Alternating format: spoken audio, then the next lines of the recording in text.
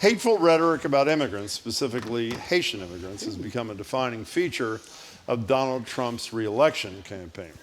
Here's Trump's comments about Springfield, Ohio's Haitian population during the debate, followed by a guy, Jamie McGregor, who is CEO of McGregor Metal. It's a company based in Springfield, Ohio, via PBS's NewsHour. In Springfield, they're eating the dogs, the people that came in. They're eating the cats. They're eating the pets there. I wish I had 30 more. Our Haitian associates come to work every day. They don't have a drug problem. They'll stay at their machine. They'll achieve their numbers. They are here to work. And so in general, that's a stark difference from what we're used to in our community. To nobody's surprise, Trump and his VP candidate Vance continue to push fake stories, disinformation about immigrants coming for pets. Last night, about a new community of Haitian immigrants in Pennsylvania, actually, that was Trump that did that. It's led to a series of bomb threats in Springfield, schools being closed, hospitals on shutdown, and unease in communities of hardworking, good people. What we haven't been discussing enough is the rich contribution of Haitian immigrants through history, not just in recent times. Here to lay it out for us and talk about how recent headlines have affected Boston's rich Haitian community, we're joined by former state representative Marie St. Fleur, who is the first Haitian-American to hold elected office in Massachusetts. She now runs St. Fleur Communications. Marie, it's great to see you. Thanks so much for being here. Good to see you too, Jim. Thank you. Good to be here. Good to be here, Marjorie. You know, we always talk about the large Haitian community here in Boston. So how is it that so many Haitians wound up in Boston? Well, I think first it was education, right? I think my family came because you had a great reputation for education, and it was an opportunity. And so what happens is, you know, for most immigrants, there's one person comes, they find that there's an opportunity, and they invite others over. And as for my family, we had folks who were here in the 50s who were building a life. And when my parents ended up in Jersey in the New York area, where our family had actually, when they first immigrated, that's where they were, Boston was a great place to come. They wanted me to go to Catholic schools, and back in those days, Jersey wasn't accepting too many black kids in Catholic schools. Then this was a place where I could come, and ended up at St. Patrick's. So that was one reason. And many of them came for the universities that were here in order to attend. I mean, that was the first wave. If you remember, there was just a brain drain out of Haiti after the 50s during the Duvalier regime. That was the first wave. And then there was a wave of everybody else being called communists. That was the second wave. Then there was another wave where, you know, people were leaving because of the dire instability and hunger and all of that was happening on the island. Yeah. So that's what brought us here to different shores. Usually it was, honestly, it was Florida. A lot of it was New York. New York was where the place that hailed a lot of people, and eventually folks made it north. But gotta say, Haitians have been coming here since the early 1800s.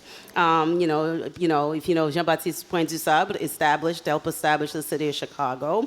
I always say to folks, you know, somebody paid for my ticket here long before I got here. By the way, Ed, today we have the third largest concentration Yes, you do. of Haitians in the United States. Yes, Is you that do. not right? That's absolutely Could right. you know, one of the things Marjorie and I have had to admit far too many times is embarrassment since the murder of George Floyd about how many holes in our knowledge of black history in general in this country we have. We've learned a lot, and again, it doesn't undo the fact that we shouldn't have had to learn this late in our lives. Narrowing the focus, we were talking this morning, our knowledge of Haitian history in this country and the contributions Haitians and Haitians-Americans have made was virtually non-existent until we're preparing for you. And when you were here last time, a few months ago, fill in a blank or two of things you think people should know and don't. Well, you know, when I was a kid, my father thought it was important that we learned about who we are. And so if you think about the Louisiana Purchase, there's no Louisiana Purchase without Haiti, a group of slaves deciding that they wanted their freedom. And at that time, we had three superpowers that were occupying that small rock. The British were there. They wanted to subdue the slaves. They weren't successful. The French were there. They hung around a little longer. They weren't successful either. They made us pay. Everybody's talking about reparations. Well, the French made Haitian slaves pay for reparations back in the late 1800s, right? Boyer ended up paying France for the privilege of my freedom. And then, of course, you had the Spanish, right? And the Spanish occupied Haiti as well. And then, you know, they had the separation of the island, because at that time it was Saint Dominique. Then it was split up between, then it became the Spanish took over one side, and it became the Dominican Republic. The French kept on with the other side of the island. Now you have to understand, in the northern part was where the British had held. So a lot of the influence there, if you even take a look at some of the names, you have the influence of the British in the northern part of the country. And so when you think about the slaves that ended up there, so a lot of them came over because a lot of the French ran out of Haiti because of the revolution that was starting there, ended up in Louisiana and that whole section of the United States. And then one sad was, and this is really rough history, guys.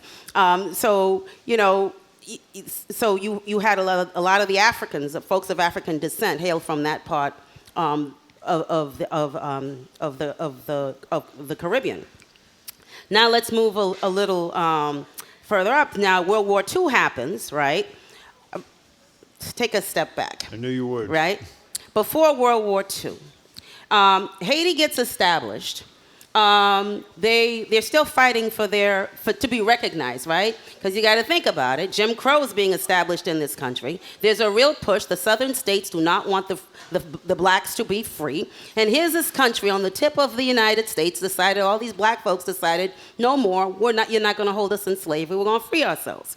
And so, by the way, Africans were talking to each other. We didn't have cell phones, but we communicated. We're able to communicate. So Africans from that island and Africans from the south were in communication. Folks don't believe it, but they were. And so you had a lot of disturbances happening, called guerrilla warfare, people trying to be free that were happening before that. So you push forward. There's they get out of Louisiana Purchase, the Battle of Savannah. A lot of Haitian slaves, again, blacks, who's fighting in Savannah? Haitian slaves fighting for the freedom of the Union, right here in the United States. There's a statue in the middle of Savannah, Georgia, recognizing the contributions of the Haitians in that war. Keep forward, keep forward again. I could keep going, but the beautiful thing is while we're fighting our own wars, America comes, if you remember, John Adams wasn't too happy about these black folks becoming free, and honestly spent a lot of time trying to kill the economy in Haiti during the time. They actually quit any exchange, because if Haiti was called La Perle des Antilles, which was the Pearl of the Antilles, because it was the plantation.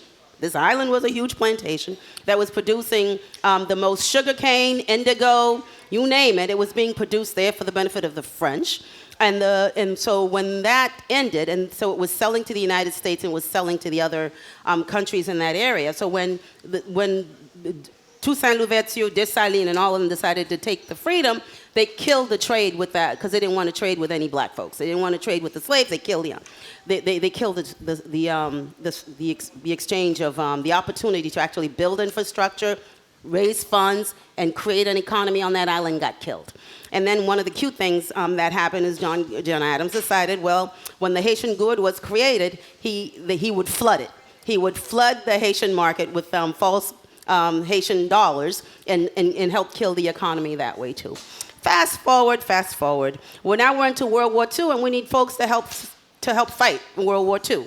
And so where do they go? They decided that they wanted help, and if you remember, blacks were still fighting in the United States, were still fighting for recognition, for their freedom, for their dignity here. Africans were still fighting across, and blacks could not, we still couldn't come, sit with no public transportation, couldn't walk into a place like this and eat, couldn't be served.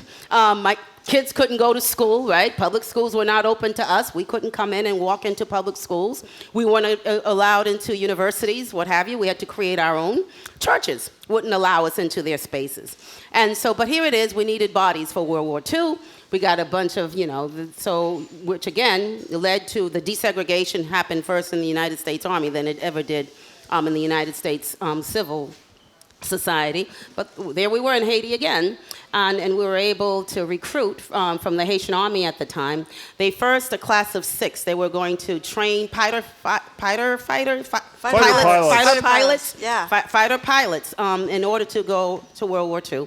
And there were 2 classes from the Haitian Army that came to the United States, that trained in the South to fight with the United States in World War II. So the reward for all those contributions decades later is a former president who wants to be president again lies about people who are legally in this country, who, as we just heard from the president of that company, are making huge contributions in that community. What happened? We know the suffering that people, Haitians, Haitian-Americans, and non-Haitians in Springfield are going through.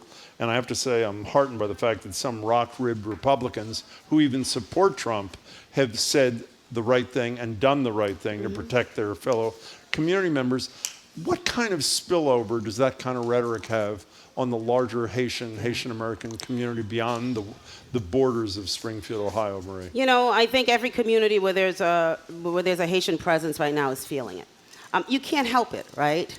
You can't walk into a space and not feel that people are looking at you funny because of what somebody else is saying.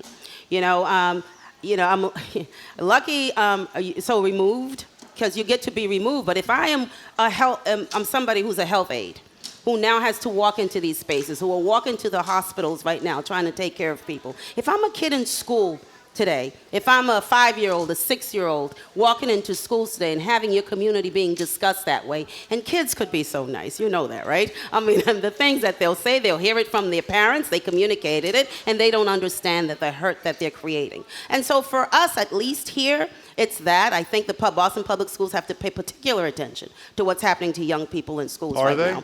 I don't know. And then that's a very good question. They have to pay particular attention to particularly teenagers right now in terms, because that is where altercations will happen. And even if it doesn't happen, the anticipation that it might happen because of what adults are saying that's right. about, It's fight or flight, right? Because that remains with you. But in Springfield, they're being attacked, right? The people, I mean, their lives have been disrupted. Folks who... Springfield, I met a gentleman who's from Springfield, African-American gentleman, who said there was nothing there. And so they wanted people to come. In fact, they're looking for people to come because a lot of these small towns in the United States have lost many of its population, and they needed to build it back. And so those folks came and were building community back. And so, by the way, it shouldn't matter, but the vast majority are here legally. They're absolutely despite here what legally. Vance and Trump are saying. But so here's the other thing. I don't spend a lot of time on that gentleman. Both of them, because they're not worth it, because it is a distraction that is created to do just that. It's not the first time that we've used those tropes in this country, and we'll continue to use it. Ethnic discrimination is not new. In this country. I mean, I think if I grew up in an Irish Catholic community, so that there was there. The Italians have experienced it, the Polish have experienced it, the Jews have experienced it. What's particular about Haitians is that we get two. It's a twofer. You get to have the ethnic issue, and you also get to be black in this country, where there's structural, written in law, structures in order to prevent you from being able to equitably enjoy the benefits of our democracy. So that's the double whammy. We here. only have a few seconds left here, Marie St. Fleur, but tell people who are concerned about this what they might be able to do to show some solidarity here. One, if you hear it, stand out again. Say something. Yeah. I think it was Niemeyer who said that, they came for one and then we said nothing. Then there was nobody left when they come for you, because that's the way it works. We can forget, maybe you forget what happened to your ancestors, but for somebody standing up for them, you wouldn't enjoy the freedom that you're enjoying today. Say something. That's all. And the other thing is vote, people. America only asks us to do one simple thing. We are so blessed, and we don't appreciate it because we get to sit here and be so relaxed and think the world is going to continue to revolve around us. Only one thing as a citizen of the United States that you're asked to do. Vote. That's it. Do it. On that note, thank you you very much. can take a breath now, Marie St. Fleur. I want you to know. We're Thank really you glad you very spent much some time with us. for Thanks so coming in. much. Much Thanks for appreciated. inviting me. I appreciate Thank it. you. Yeah, Marie St. Fleur, as Jim said at the beginning, is the first Haitian-American elected to the state legislature of Massachusetts, and we very much appreciate her time giving us a little history lesson about Haiti then and Haitians in America all through the years. Thank you very much for coming in. Thank And you she's so lucky much. to have escaped the legislature, too. We should have said that, by the way. Oops. Okay.